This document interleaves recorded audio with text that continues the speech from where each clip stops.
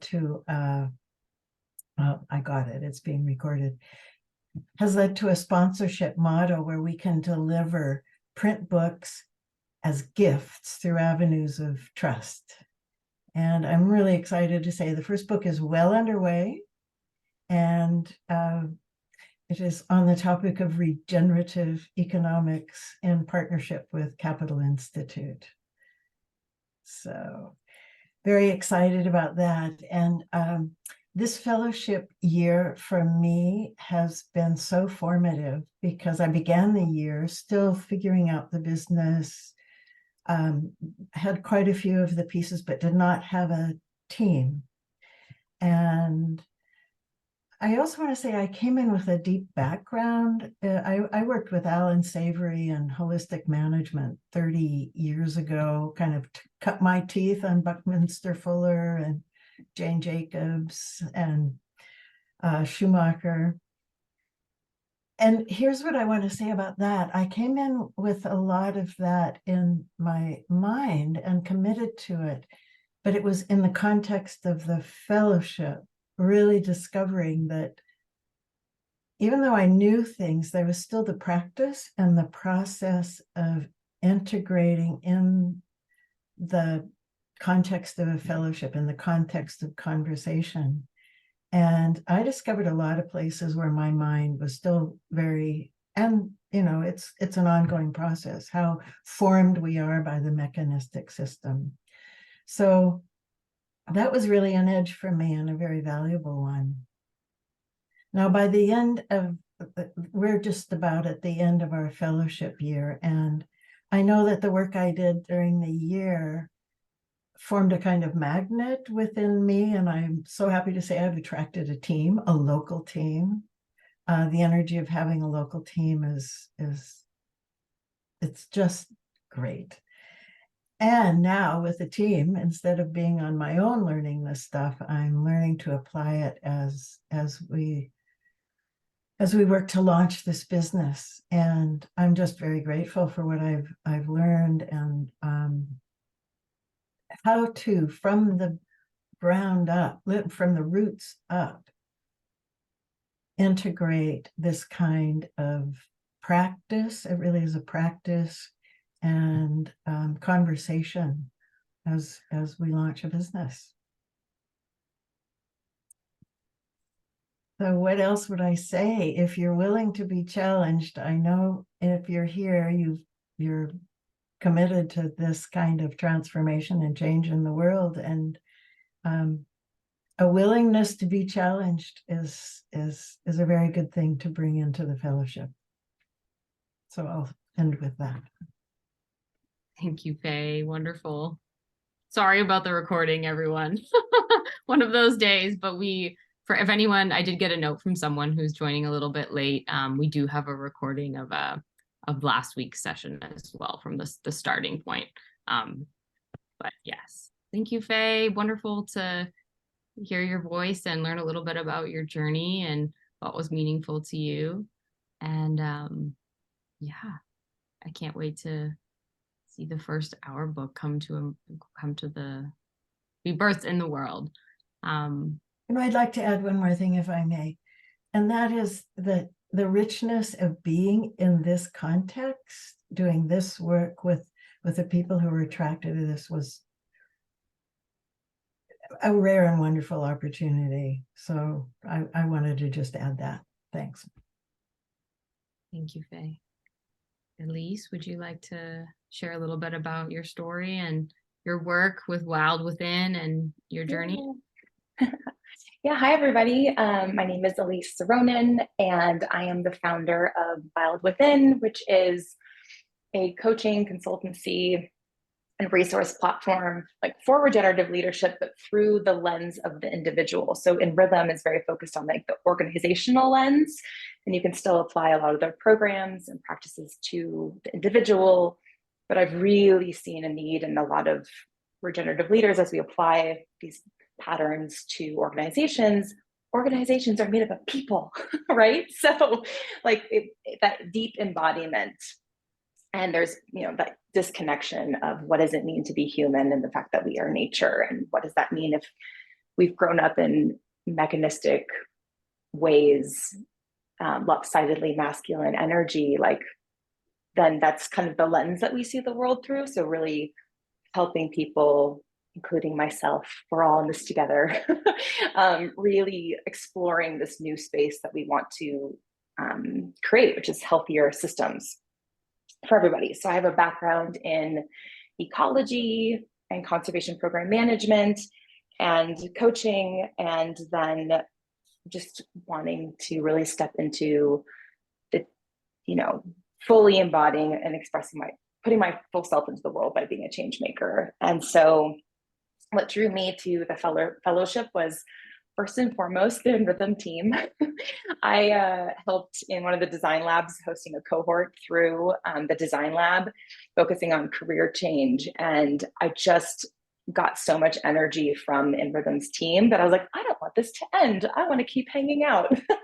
And so staying in community with them has been beautiful. And the way that they show up and their transparency of them really walking the talk, like really being like vulnerable and honest about what they're going through as individuals, as an organization, to me, it just is very welcoming and very much in the spirit of like, we're all co-creating this future. So like, they're not like, oh, we're the experts, so that's a lovely thing.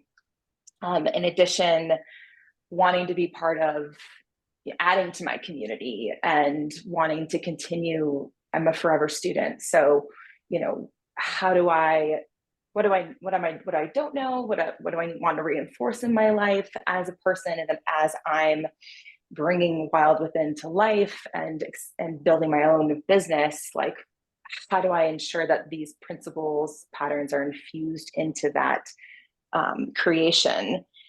And then what else? I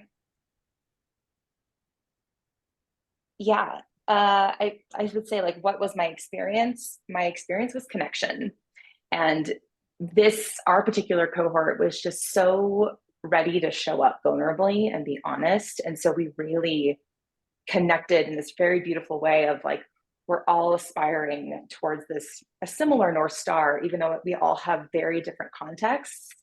And I just really got to have my world opened up, as I'm a white-bodied heteronormative person. So for me, it was just beautiful to really learn from the different perspectives and how we're all showing up and allowing ourselves to be seen, heard, and held by each other, as we're really, like, so many of us came into this fellowship in like the death stage or the dying stage or like the nutrient reshuffling stage. And so a lot of us are very like tender and vulnerable, and we are willing to show up and just to know that you're not alone and that you can be in the company of others who are, having some sort of experience that's not exactly like yours, but similar enough so that you're kind of like, okay, like we're in this together. And I would say that the regenerative leadership program, I popped in right away into that, and that was like the best. I just have to I love that program. It really helps you in the design lab because it really breaks everything down. So you really understand what Rhythm is talking about when they're talking about all those different core patterns. And so what was really beautiful for me is that I was learning stuff in my own time, and synchronistically, every time I would pop into that program, it was like, that was the topic of the day. And I was like, oh, no way. So it was this beautiful, support system that was also just kind of also like verification of like, yay, like I'm on the right track. I'm not doing this alone. So that was wonderful. And the emergent outcomes, unexpected outcomes of being part of this was that I have Rhythm so beautifully offers my free weekly presencing, sensing, and emergence practicum on their Mighty Networks platform. So if you're on Mighty Networks, you can just hop into the events. You'll see my little event that happens weekly. It's on pause for now until November 30th, but that's just a weekly practice to step in to shift our ways of knowing. And then another beautiful thing that emerged is that there's a group called Regenerative Families, and we meet every week to just kind of share our internal own processings of how do we bring regenerative principles to our families and what we're experiencing, and that extends out to our communities. So that's been a fun connective thing that's going to continue on after the fellowship. And I would say that, yeah, the most valuable thing about the program is just that connection, that support that is just very life-giving. And, even though your participation might ebb and flow, as long as you just know that you're plugged in, that's, to me, was something, especially as a solopreneur, was very life-giving. And so that is the thing I want to highlight. And yeah, I would say this program is for, as Tanya said, for anyone, as long as you're, ready to, I want to continue to learn. I want to continue to show up. I want to be supported and connected, and really be in a group of people who are feeling their way into this new paradigm. I would encourage you to check it out. Thank you so much, Elise. Really appreciate you being here and taking the time to share about your journey. I feel like the In Rhythm team, we learned so much from the fellows. Like Elise said, we view ourselves as, I don't know if you said it in exactly these words, but we really view ourselves as like sojourners. We don't have it all figured out. We have tools, frameworks, approaches. We have a lot to offer to support everyone's journey, but each of us individually, we're all very much figuring it out as well, and all at different stages. And so it's really cool to work alongside the fellows and continue to learn and evolve and grow with each of you. And I've just seen both of you grow so much this year. And so it's been really awesome to see how your visions that you came in with have shifted, and the work you're bringing into the world.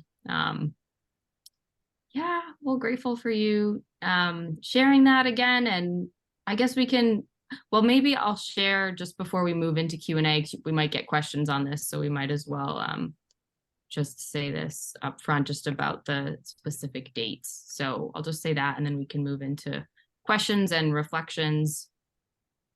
Can you see that screen? So our intention is to support 25 leading change makers through the 2024 With Life Fellowship program. The reason why we are pretty intentionally selecting 25 is because we believe 25 is a great number to create community. We are receiving a lot of interest, and so we are considering the possibility, and it'll depend on the applications, of course. The deadline is next Friday, so we're not sure yet, but we are considering the possibility of offering a couple of cohorts. And again, that'll just depend on the interest.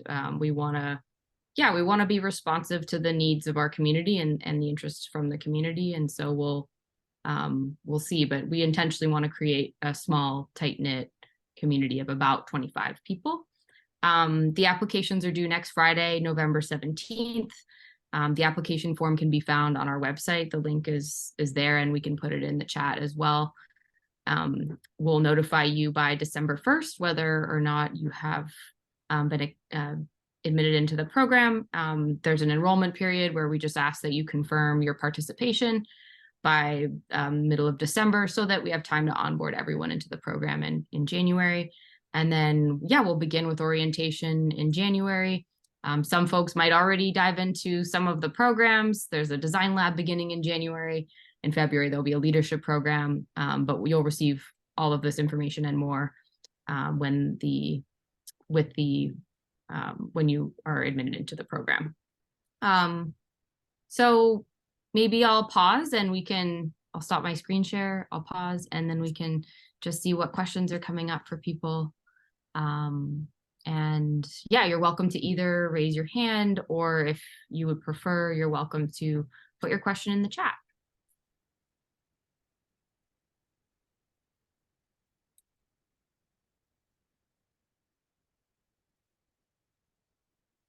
We have Elaine. Elaine, would you like to share? Yes, thanks. And thanks for being here. Oh my gosh, this is so exciting. Faye, I really appreciated, Faye and Elise both, really appreciated your sharing. I feel very aligned with this, and I'm curious about the investment, the $2,500. When I first saw the announcement about fellowship, my understanding and my paradigm about fellowships is that a fellowship wouldn't cost the fellows money. In fact, usually there's a stipend of some kind, that goes to the fellows, so that it's part of the support that they get in terms of the program. So this is a different kind of a different model, and I'm just wondering about that. Can you shed any light on that?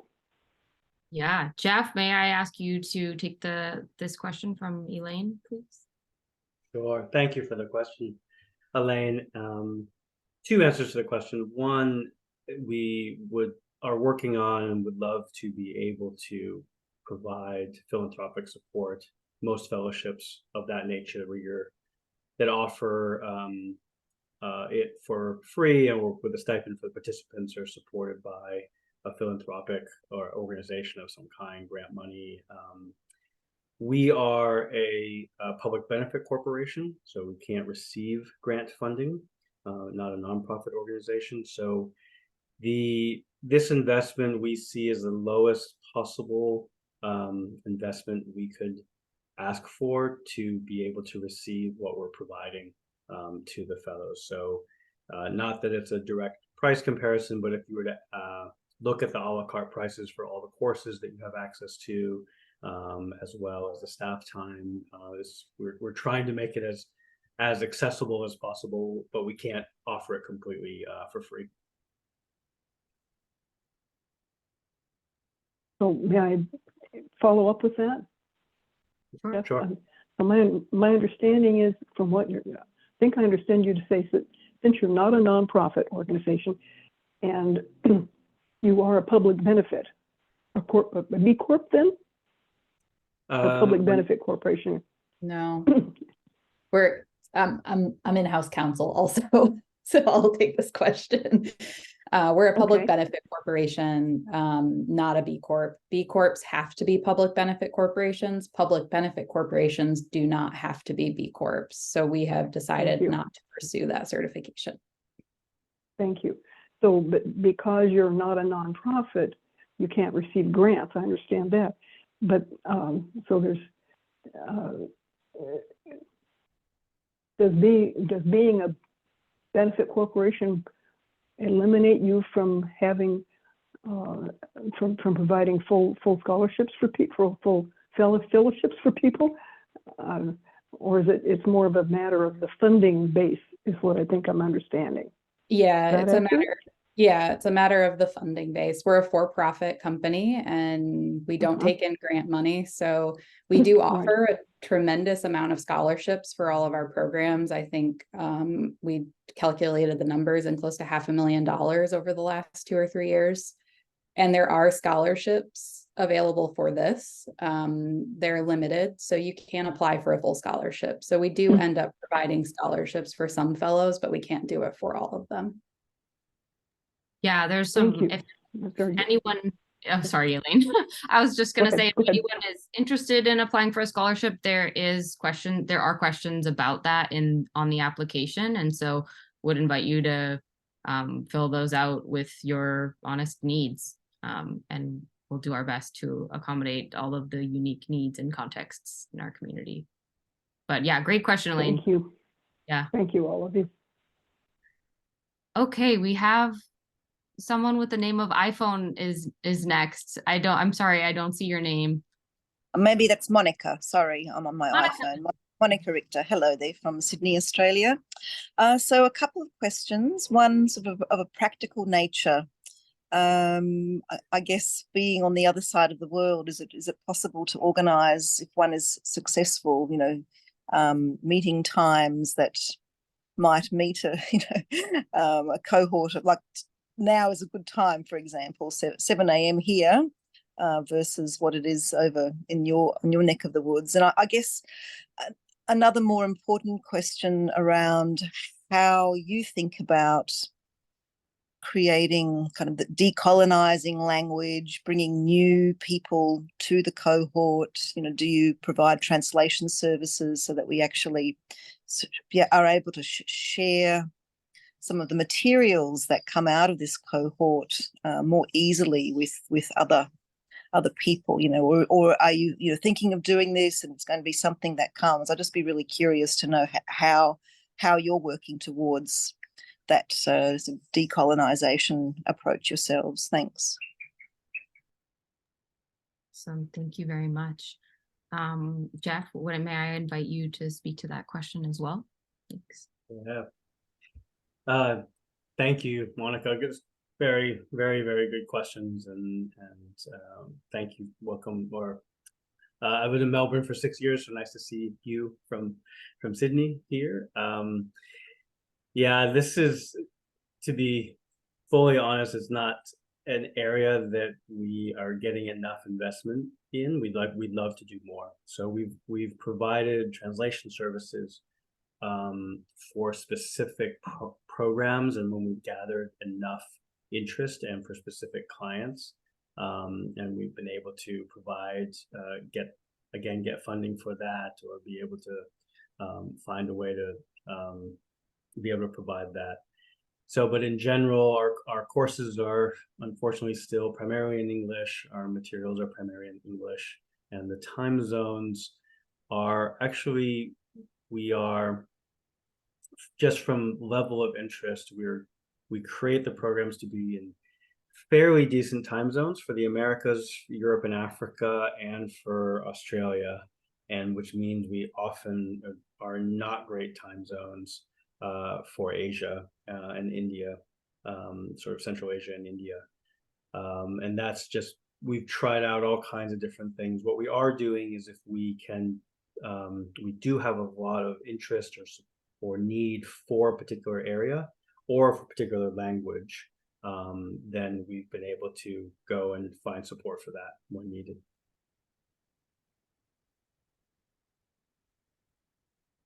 Thank you so much. Wonderful questions, very important questions. Michael. All right, thank you.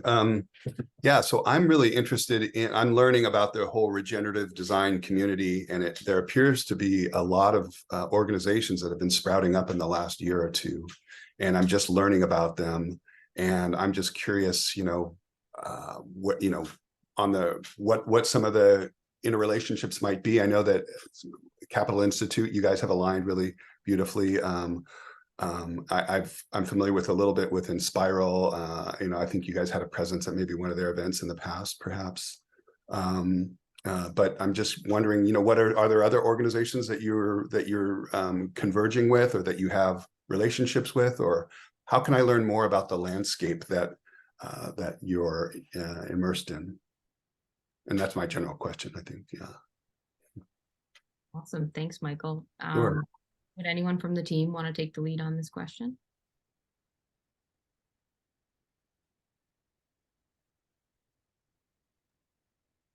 I'm happy to. Michael, great question. I would say we're still pretty small community in general. The regenerative community, particularly the regenerative sort of design community focused on organizations. So we're certainly know of probably most people, and probably most people know of us, and we try to lift all boats, try to collaborate as much as we can.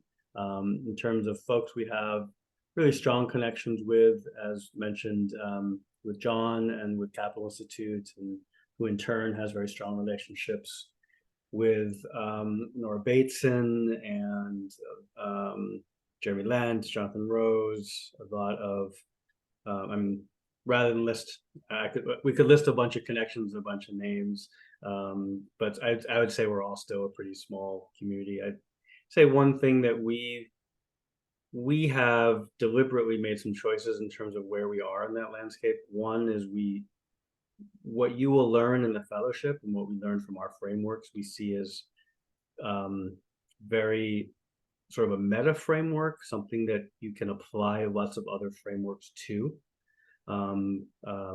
So we're sort of agnostic in a way, in that we're not sort of saying, well, what we do is the right way, or how we think of it or how we approach it is regenerative, and how someone else is not. So we see there's plenty of room for lots of different ways to think about things, and lots of different approaches, lots of different wisdoms. I'm not sure if that answers your question, but that's kind of in terms of how we see our relationships with the movement. Is there any kind of a map or a landscape that anyone has fleshed out where I could sort of open up the Pirates map and sort of see some of these uncharted territories, and I don't think there is. It's probably a good idea. Probably someone could create a Kumu or a network map of all the connections, but I don't know one off the top of my head. I don't know if anyone else on the InRhythm team does, but I would just venture to guess that it's probably experienced some rapid growth. It's probably accelerating from just the sense that I'm getting. This is not a unique individual here and there. It seems like there seems to be some broad growth that's happening, but Yeah. Very small sample set so far. Yeah, I think part of it too is more people are using the word regeneration. Mhm. And maybe not taking the principle-based approach that the folks in the community Jeff is specifically describing are all committed to taking. So it's becoming a bit more of a buzzword for people. And that's, for better or worse, people are becoming more aware of it. And I would say there's probably places that you're seeing it that it's not quite, not that it's not regenerative, but that it might not be based on the same thing that the community that we're more involved with is.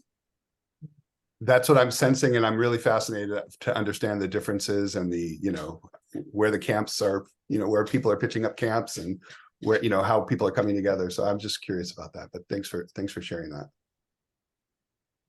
Awesome. Thanks, Michael.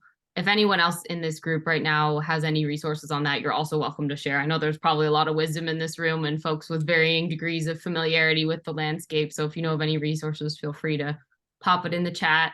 Lisa, I do see your hand up, but I want to respond. David Litz had a couple questions in the chat that I think would be great to respond to.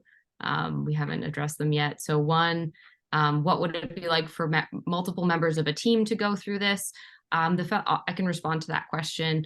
The fellowship is designed as a program primarily for individuals, although we have had a couple of team members apply individually to join, and so that is definitely a possibility. But we do have other programs like the Design Lab, the Incubator program, which are and the Leadership program, which are more geared towards and designed for teams to go through them together to have that kind of transformative experience, and would be happy to chat with you more about those programs if you're interested. And then I did see your request for a human to talk about what Capital Institute is, which I totally understand, and I appreciate the intention of wanting to hear about it from someone. Tanya, may I ask you to speak a little bit about the work of the Capital Institute? Sure. So the Capital Institute was founded by John Fullerton after he left his career at JP Morgan and kind of went on a soul searching couple of years or couple of months. I'm not sure exactly what the timeline is. And he founded the Capital Institute, which has basically put forth a theory of regenerative economics. And he teaches that in a course a couple times a year, and has also recently started teaching a regenerative finance course that's a little bit more focused and a little bit more advanced. So, the recommendation is you do intro to regenerative economics, and then you do intro to regenerative finance.